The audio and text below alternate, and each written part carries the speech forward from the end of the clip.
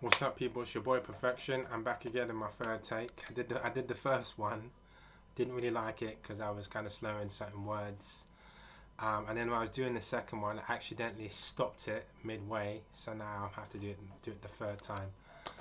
Oh dear. All right. So this one basically, guys, is about black on black businesses. Okay. I was having a conversation with a friend the other day, and basically she was saying that she rang this black business owner. I think it was about some sort of life insurance or something like that, and they had a very good conversation. And the black business owner then started going and talking about her son, saying, "Hey, my son, um, he's a rapper, or he's a music producer, whatever, and he needs to get some black dancers for his video. And when he was reaching out to the black community, none of them gave him support. And I'm so disappointed in them. I thought, why can't us as black people stick together, and why can't we do this?" And she was quite down about it. She said that white people stuck their neck. And white people then kind of came forward and said, "Well, I'll do it. If you want someone to dance, no dramas. I'll come forward and this and that." And she was like, "Why do we do each other like that as black people?" And that's what this video is about, really. This video is about that. Also, um, another thing I want to say is that about 2 weeks ago, someone came to me, it may have been my sister, and she told me that apparently Tyson Fury made a statement that he was angry at Joshua because Joshua read out a speech where he was apparently saying, in front of a large crowd, I think it was a Black Lives Matter rally or whatever, and he said to them, he read out a speech on behalf of his friend because his friend couldn't make it, and a speech in somewhere in the speech, his friend turned around and said, "Look, we need to avoid white businesses and start supporting our own." And Tyson Fury had a problem with that. Okay, um, this is why I created the whole listen video. Okay, this has nothing to do black on black. What black people supporting black businesses really has nothing to do with white people. But just because you're ignorant and you need a clarification for it, I'll explain it to you. Black people in this country, um, I think they did some stats or something like that. Anyway, about 4 years ago, I noticed on English TV they did some sort of stats thing, and they said that black people in this country um, are 50% less likely to own a business and 50% less likely to become millionaires or to become successful compared to that of blacks in America. Okay, due to, they didn't even go into it then, they didn't use those words, but we now know now that it's due to systemic racism and it's due to institutionalized racism why these things are happening. If you don't know what it is, go back and watch my George Floyd what is white supremacy or what is white privilege video, and maybe you might get a little understanding of these things.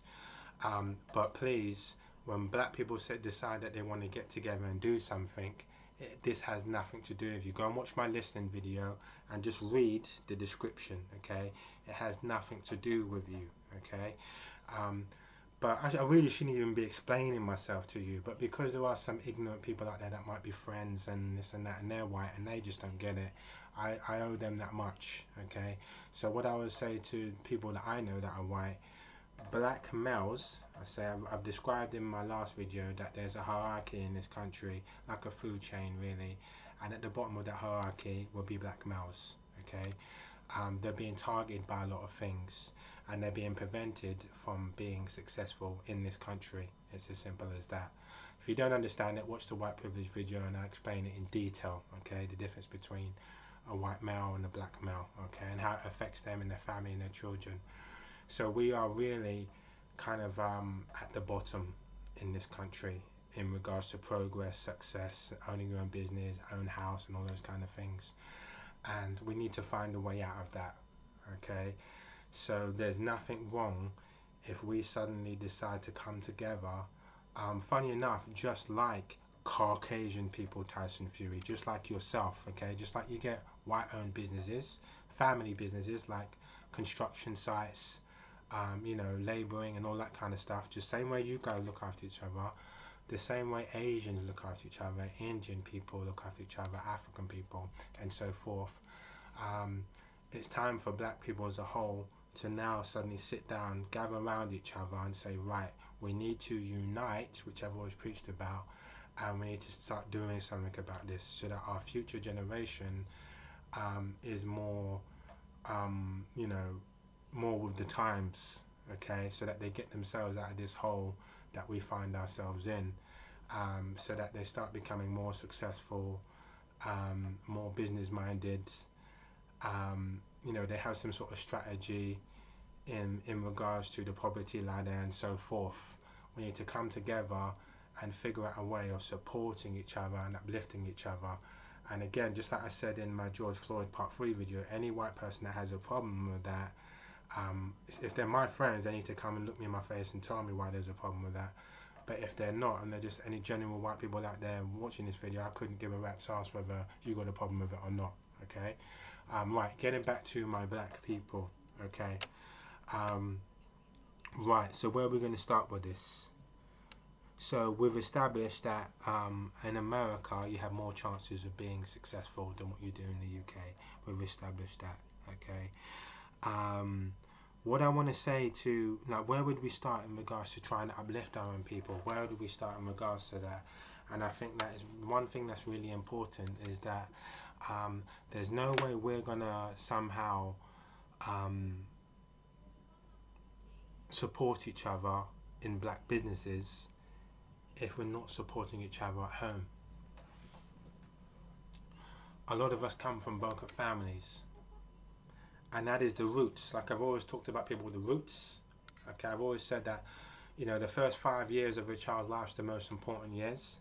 So, you know, if we're going to go back, if we're going to start right from the roots, then it would be A, stop having children at a young age.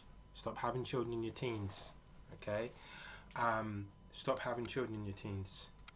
Have children when you're mature enough to have them, when you have more of a game plan, you planned out your life, and you know, and B, when you know your partner is more likely to see it through with you.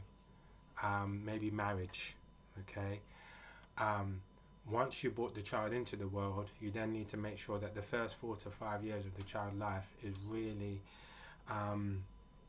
put together. They're shown love, they're shown care, manners, respect, decency, and they're also shown, which is where this whole thing ties into it, they're also shown family values, they're also shown leadership qualities, they're also shown that if you don't support each other as a unit, you will not survive, okay? Because there's a lot of these there's a lot of these black people now, especially our celebrities, talking about, boy, you know, it's just me by myself and I kill a brother to survive and no one gets in my way and I do anything. If I have to sell drugs, I sell drugs to my own people.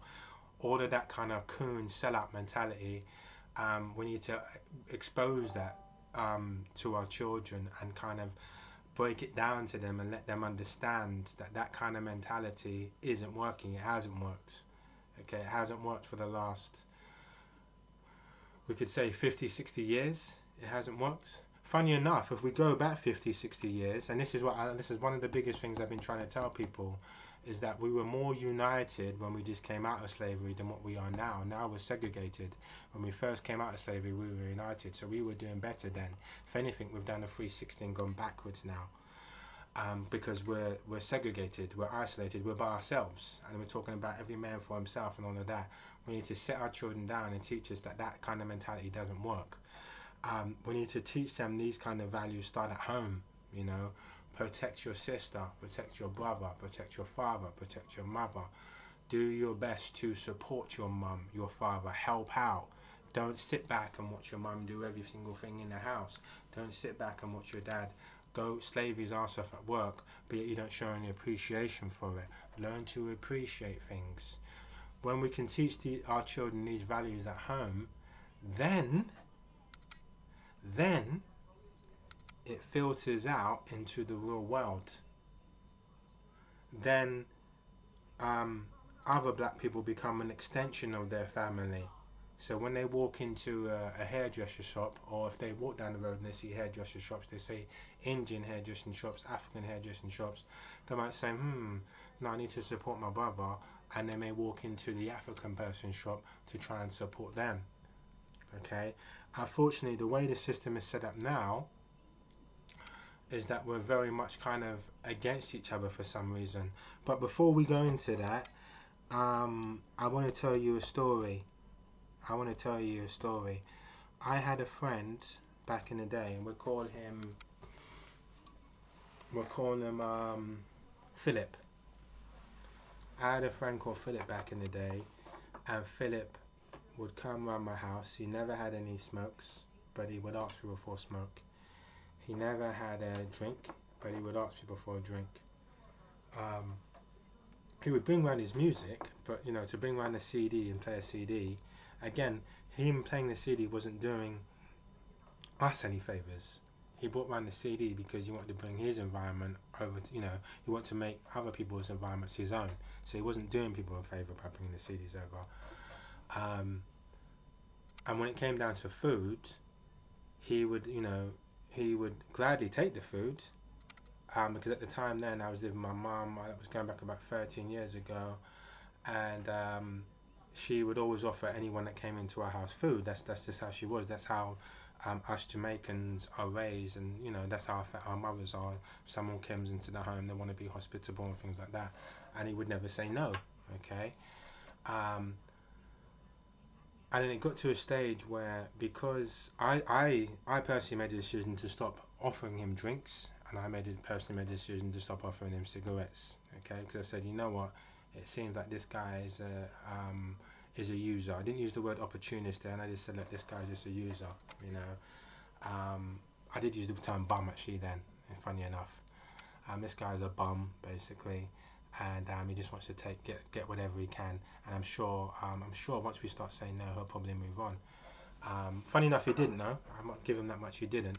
But I did get to a stage where he knocked on the door, and all of a sudden he was like, he's knocked at the door at unusual times, and then and I'm coming to the front door, and I'm like, okay, what's up, Philip? And he was like, I'm hungry. He's at my door now, and he's like, I'm hungry. I'm like, what? He's like, yeah, come around your house because I'm hungry. So I said, let me get this straight. You come all the way from your house to my house to then ask me for food at the door. And he's like, yeah, what's your mum cooked? You got any food in there? I said, listen, don't come around my house asking me for food.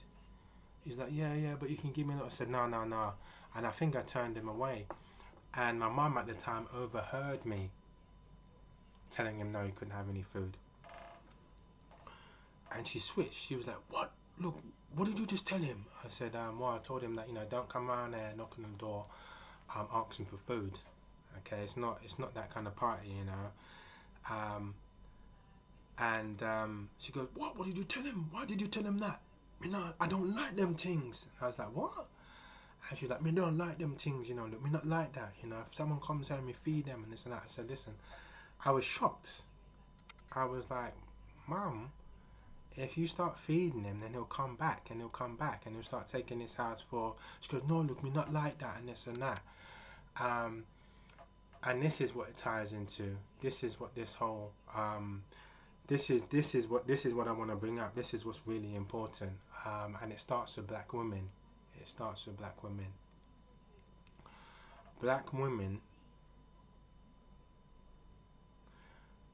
Black women don't realize how much power they have. I think I said this in the previous video. I said, us black men, unless you're homosexual, you need women in your life. And if a woman says you have to be this way in order to be with me, a lot of the times the guys will change, unless the girl's got really low self-esteem. But generally, most men will change and accommodate to fit the woman's needs, to do whatever it takes in order to get that woman. Okay, so women in a sense have a lot of power over men. They can dictate the future generation of our black men by saying, if you're not this way, then we won't go for you. Okay, as long as it's reasonable, because some women expect blood from a stone.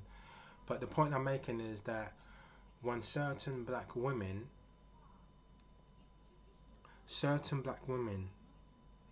have a habit of protecting thugs, i.e. bullies, bums, guys that strictly take and never give, and sellouts,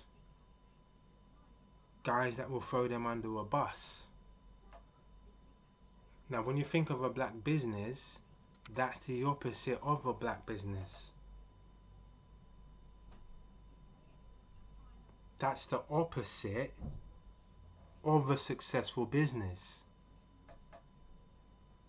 But yet when they're around these nice guys, they don't want to support them. They don't want to give them the time of day. If anything, they'll take from a nice guy and they'll give it to the thug. So they might befriend a nice guy and this and that, take money from him and then give it over to a bum. You play a huge role in our businesses being successful, and you're not even aware of it, black women. You're not aware of how powerful your role is in this. I'm going to see you guys around for number 2. Please stay with me, okay? Peace.